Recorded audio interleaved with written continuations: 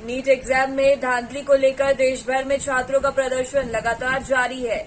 NEET paper leak के आरोपों के बाद छात्रों ने सुप्रीम कोर्ट का दरवाजा खटखटाया। अदालत ने तो साफ कर दिया कि वे पेपर रद्द नहीं करने वाले हैं। वहीं इस बीच केंद्रीय शिक्षा मंत्री धर्मेंद्र प्रधान ने कहा कि नीट काउंसलिंग प्रक्रिया शुरू होने वाली है, बच्चों को बिना भ्रमित हुए आगे बढ़ने की जरूरत है। उन्होंने कहा कि सरकार किसी भी छात्र के करियर के साथ खिलवाड़ नहीं होने देगी। देखिए क्या कुछ कहा धर्मेंद्र प्रधान जी ने। लेकिन मैं विद्यार्थियों को मुख्यतः और अभिभावकों को आश्वस्त करना चाहूंगा, भारत सरकार और उसकी इंस्ट्रूमेंट एनटीए कमिटेड है बच्चों को ट्रांसपेरेंट तरीका से अपनी संतुष्टि से न्याय देने के लिए। इस बार 24 लाख बच्चे सक्सेसफुली एग्जामिनेशन भी दिए हैं। पेपर लीक का मामला आया है सर, कोई पेपर लीक नहीं। बिहार में अरेस्ट हुआ है, दिल्ली में भी अरेस्ट हुआ है, पेपर लीक दिल्ली में भी अरेस्ट हुआ है। मैं आपको विनम्रता से कहूं, पेपर लीक की कोई घटना की कोई पुख्ता प्रमाण नहीं है। ऐसा कुछ कोर्ट के सामने आएगा निश्चित। कोर्ट में हुआ है, अर्जी डाली गई है, अर्जी अगर किसी ने अर्जी डाला है तो प्रमाण है क्या? देखो एक तो एनटीए का उत्तर दे रहा हूं। कोई क्वेश्चन लीक की कोई भी प्रमाण नहीं।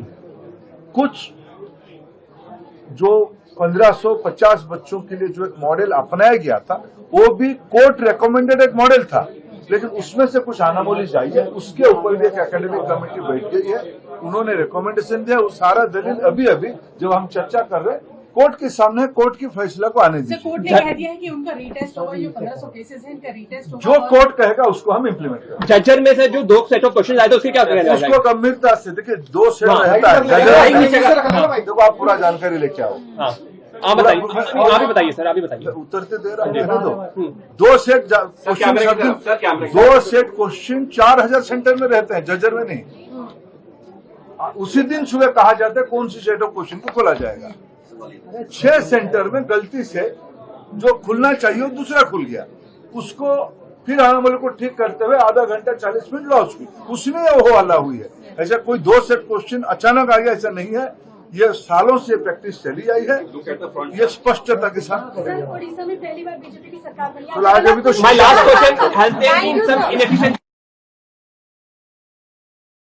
दरअसल जब से नीट एग्जाम के रिजल्ट जारी हुए हैं तब से लेकर विवाद खड़ा हो गया है। एक ही सेंटर के कई बच्चों के एक समान नंबर है, जबकि कुछ केस में एक ही सेंटर से कई छात्र टॉपर बने हैं। यही वजह है कि नीट पेपर में धांधली के आरोप लग रहे हैं। देश भर में छात्रों के जरिए इसके खिलाफ प्रदर्शन किया जा रहा है। सुप्रीम कोर्ट में भी शुक्रवार 14 जून को इस मामले पर सुनवाई हुई है, जहां अदालत ने नेशनल टेस्टिंग एजेंसी एनटीए को नोटिस जारी कर जवाब मांगा। सुप्रीम कोर्ट में कई याचिकाएं भी दाखिल की गई थी, जिसके बाद सुप्रीम कोर्ट ने फैसला सुनाते हुए 1563 छात्रों के ग्रेस मार्क्स रद्द कर दिए और उन्हें दोबारा परीक्षा देने को कहा। एनटीए की ओर से कहा गया है कि यह फैसला स्टूडेंट्स का डर दूर करने के लिए लिया गया है। वहीं नीट यूजी 2024 की परीक्षा में जिन छात्रों को ग्रेस मार्क्स मिले थे, उन्हें एक बार फिर नीट परीक्षा देना होगा। इसके बाद काउंसलिंग की प्रक्रिया भी शुरू कर दी जाएगी। हालांकि सभी स्टूडेंट्स ने मांग करते हुए कहा है कि अगर सरकार कुछ छात्रों की परीक्षा को दोबारा करने की बात कर रही है तो ये गलत है, क्योंकि परीक्षा अगर करवानी है तो सभी छात्रों का एक बार फिर से एग्जाम कंडक्ट किया जाना चाहिए।